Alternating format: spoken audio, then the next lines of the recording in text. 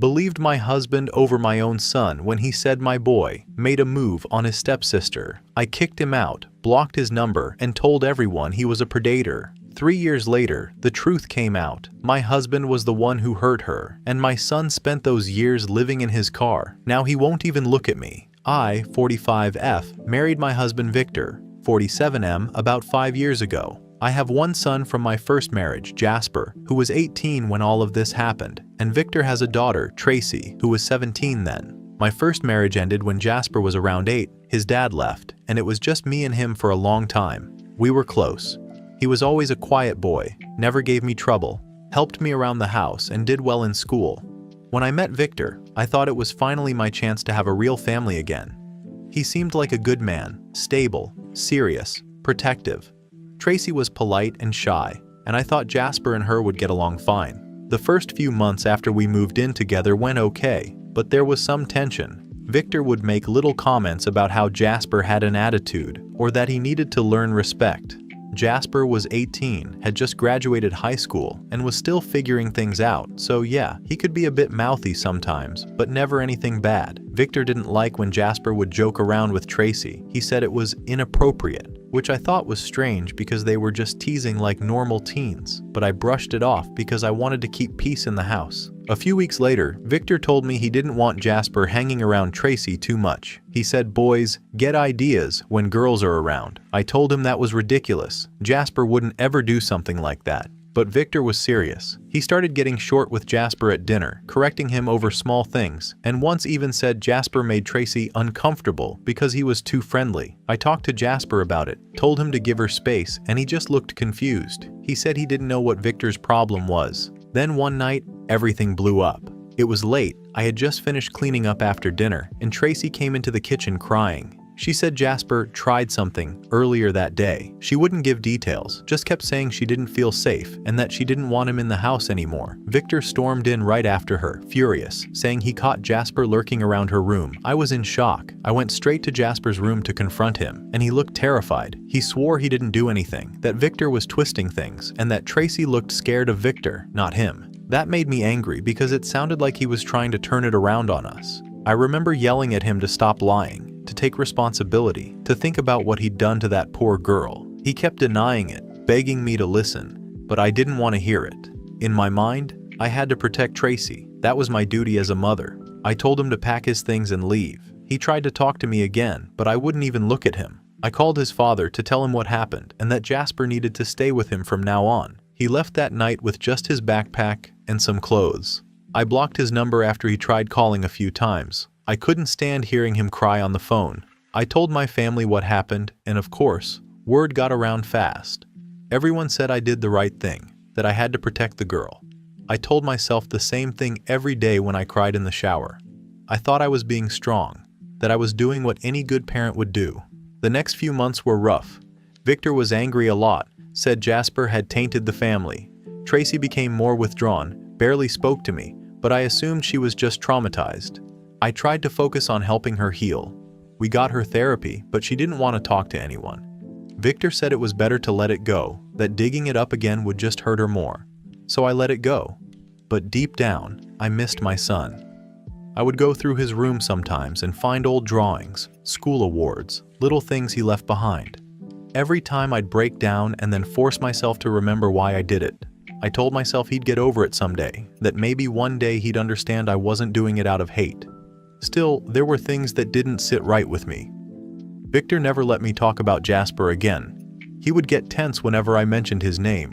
Once I said I hoped Jasper was okay, and Victor snapped that I should be worrying about the girl who almost got ruined, not the one who caused it. That was the first time I saw a different side of him, cold, almost cruel. I brushed it off then, thinking it was just anger. I told myself I had to stay strong for Tracy, but sometimes I'd catch her looking at Victor with fear. I'd ask if she was okay, and she'd just nod quickly and leave the room. I told myself she was just uncomfortable because of what happened. I didn't know what else to think. It's been 3 years since that night. I haven't spoken to Jasper. He never reached out again, not to me or anyone in the family.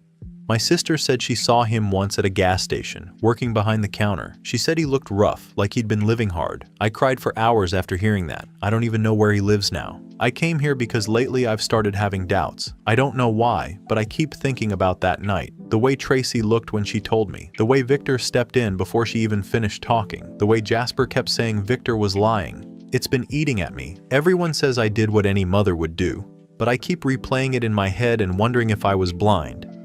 I thought I was protecting my family, but what if I destroyed it instead? Update 1. Back to update because I'm losing my mind here. Some context beforehand. Jasper hasn't spoken to me since that day. I've reached out a few times through my sister and my ex-husband, but he never replied. I don't even know where he lives now. I heard through someone that he dropped out of college his first year and started working odd jobs, but that's all I know. Tracy is in college now too. She's changed a lot since everything happened. She used to be bright and outgoing, always the kind of girl who filled a room with her energy. Now she's quiet, nervous all the time, and barely eats when she comes home for holidays. At first, I thought maybe she was struggling with guilt. I assumed she felt bad for what happened to her brother, which made me mad because she had nothing to feel guilty about. But lately, the way she acts doesn't seem like guilt anymore. It feels like fear. Victor and I, well, we're not doing good. After the whole situation, our marriage started to feel hollow. I thought it was because of the stress and distance from Jasper, but I don't think that's it. He's been different, cold, like everything annoys him. He barely talks to Tracy anymore unless it's to criticize her for something. He drinks more than he used to, too. Sometimes he gets short-tempered over the smallest things. The house doesn't feel like a home anymore. It feels tense all the time. A few months ago, I suggested therapy. I thought maybe we could all talk it through and find closure. Victor shut it down immediately, said it was a waste of money and that we already dealt with it. He told me I needed to stop living in the past and move on, but how am I supposed to move on when it feels like something about that whole time doesn't make sense? The real turning point came 2 weeks ago. Tracy was home for a weekend and we had dinner together. Everything was fine until Victor snapped at her for not answering him fast enough. She froze up in a way that made my stomach drop. It wasn't normal fear. It was like she was terrified. After he went to bed, she sat on the couch shaking. I tried to comfort her, but she wouldn't let me touch her. She said she didn't feel safe here anymore. I didn't sleep that night. I just kept hearing those words in my head that she didn't feel safe. The next day, I went digging through some old boxes in the garage. I don't even know what I was looking for. Maybe just some kind of proof that I hadn't completely ruined my family for nothing. I came across some of Jasper's old things that I never threw out. His notebooks, his school photos, a few birthday cards. I sat there crying because I couldn't remember the last time I heard his voice. Then I found something else, Tracy's old notebook. It was shoved in a plastic bin with old clothes. At first I thought it was just school notes, but when I opened it, I realized it was more like a diary. The handwriting was messy, like she wrote fast or while upset. The first few pages were normal stuff about school, friends, homework. Then I saw an entry dated about a month before everything blew up. She wrote about Victor watching her too closely, about feeling uncomfortable, about how he got angry when she didn't hug him. I almost dropped the notebook. My hands were shaking so bad I could barely turn the page. There were other entries too, ones where she said he was making her lie, that she didn't want to, but he said it was the only way to protect the family. One where she wrote about Jasper begging her to tell the truth, that she couldn't even look at him because she knew she was ruining him. Reading that felt like my chest caved in. I must have read those pages 10 times just trying to make sure I wasn't imagining it.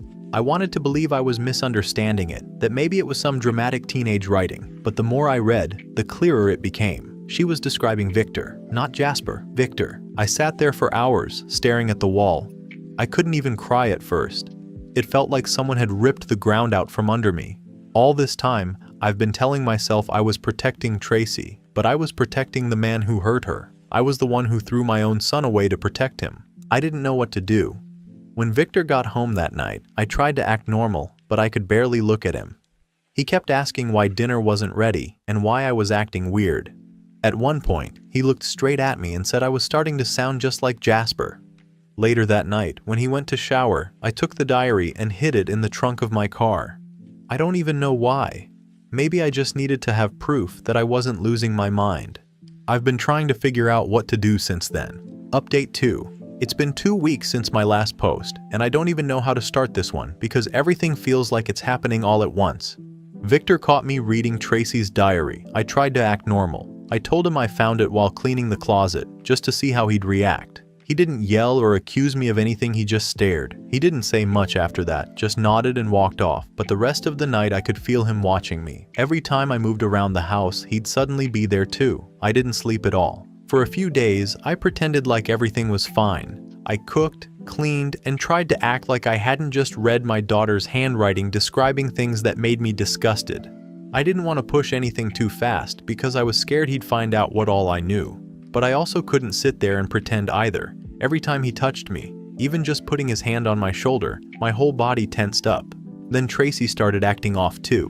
She'd barely come out of her room and jumped every time Victor came near her. I thought maybe she knew I found the diary and was scared about what would happen next. Then one night, I came home from work and she wasn't there. Her phone went straight to voicemail. Victor was sitting on the couch drinking, said she went to stay with a friend, but he wouldn't tell me which one. That's when something in me snapped. I got in my car and started calling everyone I could think of until one of her college friends answered and told me she showed up at their dorm late the night before, crying and saying she couldn't go home because he's acting weird again. I didn't ask who he was because I already knew. The next morning, I drove straight to the dorm to pick her up. She looked pale, exhausted, and just defeated. When she saw me, she didn't even say hi, just started crying. We sat in the car for a long time before she said she didn't feel safe around Victor anymore and that she was tired of pretending. I didn't push her to explain. I just told her we were going to figure it out. I dropped her off at my sister's house and told her to stay there. Then I went home. Victor was in the kitchen acting like nothing had happened. He asked where Tracy was, and I told him she was staying with family. He didn't like that answer. His tone changed. He said she was too emotional lately and that I shouldn't encourage it. That was the first time I realized how much control he thought he still had. Later that night, I packed a few bags quietly and kept my phone hidden in my pocket. I called the police from the car, told them I suspected Victor of hurting my daughter. I didn't know how much evidence they'd need, but I had the diary. That was enough to start. They told me to stay away from the house while they did a welfare check. It all blew up fast after that. The police came that evening and took statements. When they talked to Tracy at my sister's house, she broke down completely. Everything spilled out. She said Victor had been grooming her since she was 16, that he threatened to ruin her and Jasper if she ever told anyone. He made her lie about Jasper to cover up what he was doing. My chest hurt so bad, it felt like I was being crushed. She kept apologizing through sobs, saying she was sorry for lying and that she thought it would stop if she did what he said. I told her she didn't need to be sorry for anything, it was my fault for not seeing it. Victor was arrested that same night. They took his electronics and searched the house. I didn't go back there after that. I stayed with Tracy and my sister. I thought I'd feel relief, but instead, I just felt hollow. The next morning, my phone started blowing up. His family called me every name under the sun, saying I was destroying an innocent man's life, that I was brainwashing my daughter. They said if anything, I should be arrested for false reporting. My own mother told me this was my punishment for turning one child against another. She said I made this mess 3 years ago when I threw Jasper out and told everyone what he'd done. Now that the truth was out, no one wanted to take responsibility. Everyone just wanted to point fingers, and I was the easiest target. I tried to reach Jasper. I really did. I called every number I had for him, but none worked. I asked his old friends, and one said they heard he was still around town working odd jobs, but kept to himself. I left a message with his father, but he said he hadn't heard from Jasper in over a year. I finally tried texting the old number he used to have just in case. I didn't expect anything, but I wrote everything out. I told him the truth about Victor. I told him I was sorry and that I'd do anything to fix it, that I'd help him get justice too if he wanted. I hit send and sat there for hours staring at my phone. Nothing. The next day, I checked again and the message still said delivered. No response. Update 3. It's been almost 2 months since Victor got arrested. The investigation dragged on, and every new thing that came out made me sick.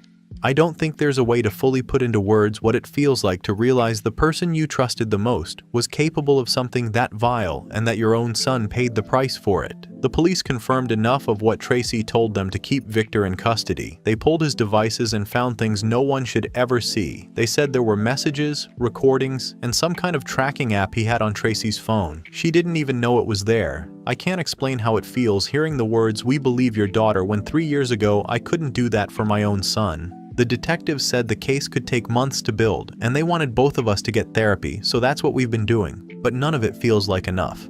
I didn't stop looking for Jasper though. I asked around, reached out to people who might have stayed in touch with him. Finally, one of his old friends messaged me and said Jasper had been living out of his car behind a hardware store in another city for a while. He worked there part-time loading supplies and sometimes slept in the back lot. The friend said he's been like that on and off for years. When I read that message, I sat on the bathroom floor for hours just crying. I drove out there last week. I parked across the street from where the friend said he worked. I recognized him right away, even though he looked. He was unloading a truck, and when he saw me, he froze for a second, then turned around and walked the other way. I got out of my car and tried to go after him, but he just got in his car and drove off. I didn't even get a chance to say a word. I stood there shaking, holding the letter Tracy wrote for him. She wrote that letter after her second therapy session. It's several pages long, handwritten, where she tells him the truth about everything. She admitted Victor made her lie, that she was scared and didn't know what else to do. She said she's sorry, and that she knows sorry doesn't fix anything. I think she's been carrying this guilt since the night it happened, and seeing me fall apart hasn't helped her heal either. She told me she doesn't expect Jasper to forgive her, but wanted him to know it wasn't his fault. I still have that letter in my purse. I've tried contacting him again through that friend. I asked if he could just tell Jasper that Tracy and I aren't asking for forgiveness. We just want to see him safe. The friend said Jasper told him to stop giving out information about him. I guess I can't blame him. I destroyed his life once. Why should he trust me now? Victor's lawyer reached out recently. They're saying Tracy's testimony might get challenged because of inconsistencies, and that I influenced her after the fact. It feels like we're about to go through another nightmare all over again. And the worst part? The defense is using my own words, the old police report, and statements I made about Jasper to claim Tracy's memories aren't reliable. They're painting her as confused, and me as unstable and vengeful. It's like my past mistake is coming back to crush her all over again. I told the detective everything I could remember, even things that make me look bad. I don't care about my reputation anymore. I just want the truth to stick. Tracy's been holding it together, but I can see how scared she is. I'm not posting this for sympathy. I know what I deserve. I just needed to get it out somewhere, because the guilt is eating me alive. Final update. It's been a year since everything ended. Victor was found guilty. He's in prison. The sentence was long enough that I'll never have to see his face again, but that doesn't make it better. During the trial, his lawyer dragged everything out from those years: the report I filed against my own son, the family statements, even the text messages where I told people Jasper needed help. They used my words to make Tracy look confused, to twist her story until it sounded like she didn't know what happened. Sitting there listening to them quote things I said about my son made me want to crawl out of my skin. It was brutal for Tracy. She had to relive everything in front of strangers who doubted her. I don't think I've ever seen her so broken. She moved out completely after the verdict. Said she needed to start over somewhere no one knew her name. I helped her pack and tried not to cry in front of her. She said she loves me but can't be around me because it reminds her of everything. I told her I understood, and I do. I lost my job halfway through the trial. They said it was downsizing, but everyone knew it was because of the publicity. People whisper, they always whisper. Some think I was part of it, or that I made the whole story up. A few think Jasper really did something, and I only changed my story to protect him. It doesn't matter what I say. Once people decide who you are, you can't fix it. After Victor's sentencing, I tried reaching out to Jasper again. I sent letters to every address I could find. One came back unopened. Another was signed for, but I never got a reply. I left one with his friend to give to him in person. I told him everything: that Victor was the one who hurt Tracy, that I know I destroyed his life, that I'm not asking for forgiveness, just to tell him he was never what they said he was. The friend said he handed it to him, but Jasper didn't even open it. Just said, "I already know," and walked away. I don't blame him for hating me. I think about what I would have done in his place. Not a day goes by that I don't wish I had just listened that night. Just one more minute to stop and look at my son and see the fear instead of assuming guilt. But life doesn't hand out do-overs. It just keeps moving, with or without you. I guess that's my update.